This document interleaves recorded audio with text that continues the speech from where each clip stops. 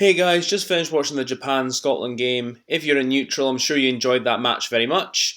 If you're Scottish like me, I'm sure you're absolutely gutted, and I am absolutely gutted.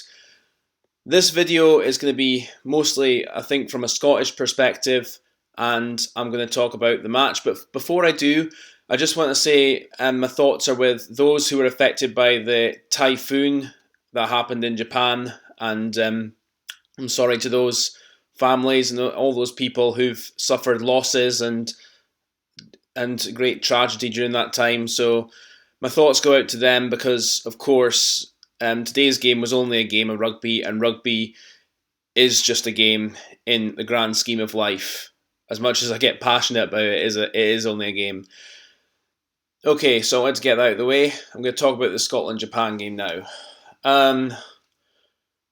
Basically, Japan, very well done. You fully deserved to win that game.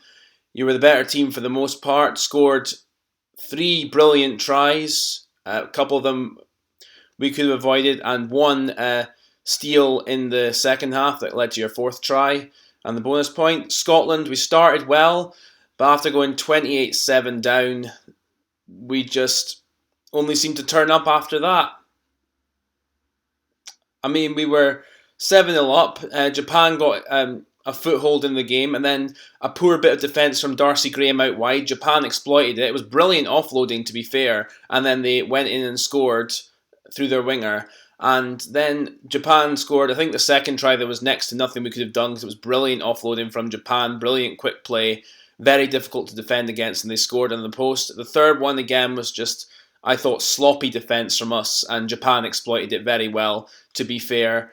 My problem with our game was we just kept kicking the ball way too much. We couldn't keep possession for the most part until we were 28-7 down, when we actually started to keep the ball in hand more. And then we scored a couple of tries from it. So it makes you think, why weren't we playing like that from the start? I don't know. It just seems to be the way we have. It's like we can't give them a head start. I mean, Japan, anyone who says they're a tier 2 nation now is a muppet. Japan are a brilliant side now. They showed that today. They showed that against Ireland, how they can play, how they can defend, how they can move the ball about. It's very tricky to play against, and there were a few times I have to say I have to hold my hands up and say there wasn't that much we could have done. There were other times I thought we should have done better here, and with the amount of ball we kicked away, especially in the first half, and the amount of drop balls we have up until we were 28-7 down was not good enough. And then when we were 28-7 down, we got a bit of pace and injection, scored 2 tries from Willem Nel and Xander Fagerson. Good tries, to be fair. And we looked like we were making a contest out of it. We had some chances near the end, but either errors or good Japanese defence or just not being smart enough in certain times as well cost us. So Japan, all credit to you. You'll give South Africa a very tough game, no doubt about that. With regards to Scotland, that's our World Cup over, and it has to be considered a failure because going out of the group stages, it's only the second time that's happened in our World Cup history, and it's not good enough. And I said after the Ireland game, if we don't get out of the group that Gregor Townsend, the coaching team, should go. And I honestly stand by that. I think it's time for Gregor Townsend, Matt Taylor, and Danny Wilson to all go out the door and get somebody else in for the Six Nations.